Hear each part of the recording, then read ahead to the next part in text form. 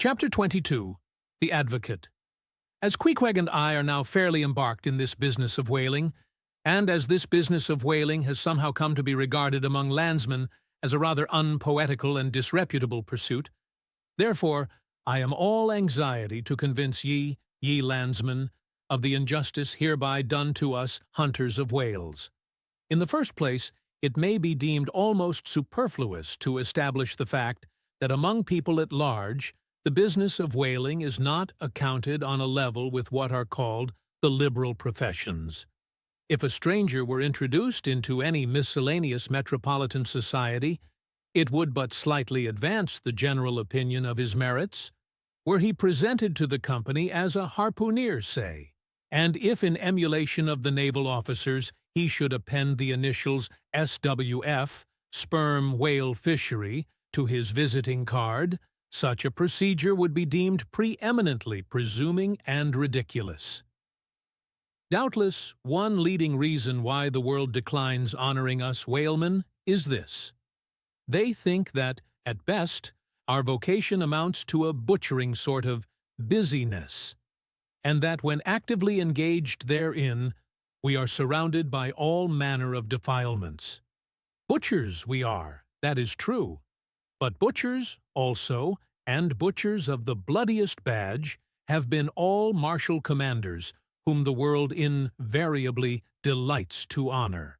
And, as for the matter of the alleged uncleanliness of our business, ye shall soon be initiated into certain facts hitherto pretty generally unknown, and which, upon the whole, will triumphantly plant the sperm whale ship at least among the cleanliest things of this tidy earth. But even granting the charge in question to be true, what disordered slippery decks of a whale ship are comparable to the unspeakable carrion of those battlefields from which so many soldiers return to drink in all ladies' plaudits? And, if the idea of peril so much enhances the popular conceit of the soldier's profession, let me assure ye that many a veteran who has freely marched up to a battery would quickly recoil at the apparition of the sperm whale's vast tail, fanning into eddies the air over his head. For what are the comprehensible terrors of man compared with the interlinked terrors and wonders of God? But, though the world scouts at us whale hunters, yet does it unwittingly pay us the profoundest homage, yea, an all-abounding adoration. For almost all the tapers, lamps, and candles that burn round the globe burn, as before so many shrines, to our glory. But look at this matter in other lights. Weigh it in all sorts of scales. See what we whalemen are and have been. Why did the Dutch in De Witt's time have admirals of their whaling fleets? Why did Louis XVI of France, at his own personal expense, fit out whaling ships from Dunkirk, and politely invite to that town some score or two of families from our own island of Nantucket? Why did Britain between the years 1750 and 1788 pay to her whalemen in bounties upwards of pounds? 1,000,000?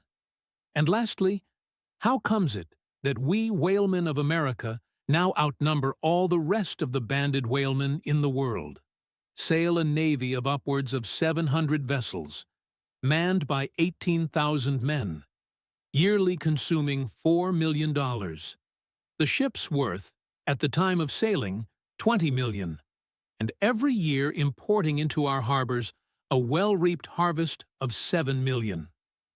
How comes all this, if there be not something puissant in whaling? But this is not the half. Look again. I freely assert that the cosmopolite philosopher cannot, for his life, point out one single peaceful influence, which within the last 60 years has operated more potentially upon the whole broad world, taken in one aggregate, than the high and mighty business of whaling. One way and another, it has begotten events so remarkable in themselves, and so continuously momentous in their sequential issues, that whaling may well be regarded as that Egyptian mother, who bore offspring themselves pregnant from her womb. It would be a hopeless, endless task to catalog all these things. Let a handful suffice.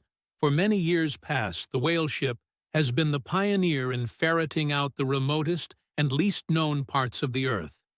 She has explored seas and archipelagos which had no chart, where no Cook or Vancouver had ever sailed. If American and European men of war now peace fully ride in once savage harbors, let them fire salutes to the honor and glory of the whale ship, which originally showed them the way, and first interpreted between them and the savages.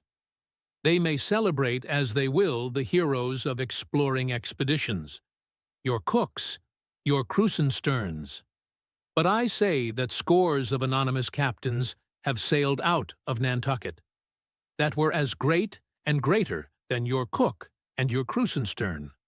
For in their succorless empty-handedness, they, in the heathenish sharked waters, and by the beaches of unrecorded Javelin Islands, battled with virgin wonders and terrors that Cook, with all his marines and muskets, would not willingly have dared. All that is made such a flourish of in the old South Sea voyages, those things were but the lifetime commonplaces of our heroic Nantucketers. Often, adventures which Vancouver dedicates 3 chapters to, these men accounted unworthy of being set down in the ship's common log. Ah, the world! Oh, the world!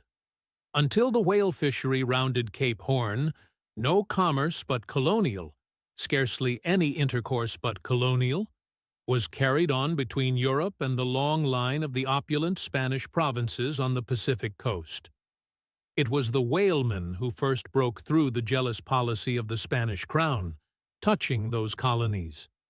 And, if space permitted, it might be distinctly shown how from those whalemen at last eventuated the liberation of Peru, Chile, and Bolivia from the yoke of old Spain, and the establishment of the eternal democracy in those parts.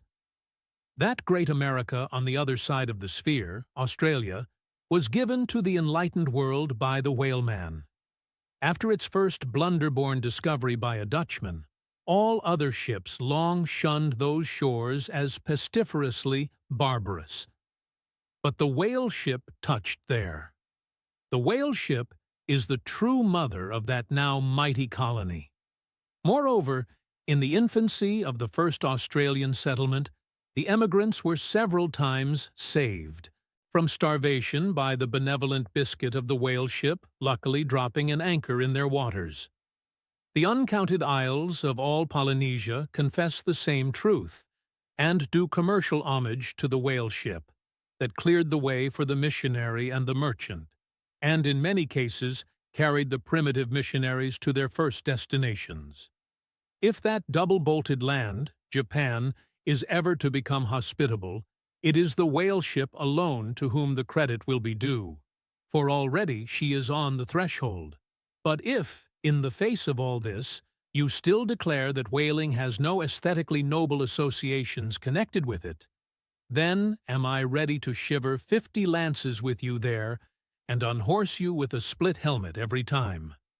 The whale has no famous author, and whaling no famous chronicler, you will say. The whale no famous author, and whaling no famous chronicler? Who wrote the first account of our Leviathan? Who but mighty Job? And who composed the first narrative of a whaling voyage? Who but no less a prince than Alfred the Great, who, with his own royal pen, took down the words from Other, the Norwegian whale hunter of those times? And who pronounced our glowing eulogy in Parliament? Who but Edmund Burke? True enough, but then whalemen themselves are poor devils. They have no good blood in their veins. No good blood in their veins? They have something better than royal blood there. The grandmother of Benjamin Franklin was Mary Morrell. Afterwards, by marriage, Mary Folger, one of the old settlers of Nantucket, and the ancestress to a long line of Folgers and harpooneers, all kith and kin to noble Benjamin, this day darting the barbed iron from one side of the world to the other. Good again, But then all confess that somehow whaling is not respectable. Whaling not respectable? Whaling is imperial. By Old English statutory law, the whale is declared a royal fish. Oh, that's only nominal. The whale himself has never figured in any grand imposing way. The whale never figured in any grand imposing way? In one of the mighty triumphs given to a Roman general upon his entering the world's capital, the bones of a whale, brought all the way from the Syrian coast, were the most conspicuous object in the symboled procession.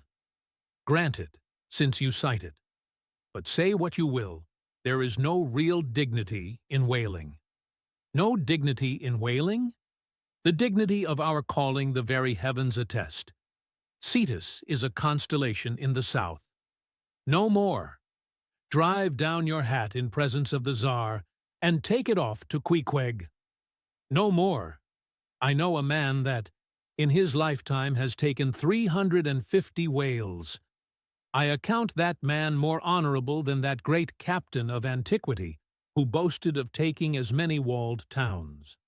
And, as for me, if, by any possibility, there be any as yet undiscovered prime thing in me, if I shall ever deserve any real repute in that small but high-hushed world which I might not be unreasonably ambitious of, if hereafter I shall do anything that, upon the whole, a man might rather have done than to have left undone, if, at my death, my executors, or more properly my creditors, find any precious MSS in my desk, then here I prospectively ascribe all the honor and the glory to whaling.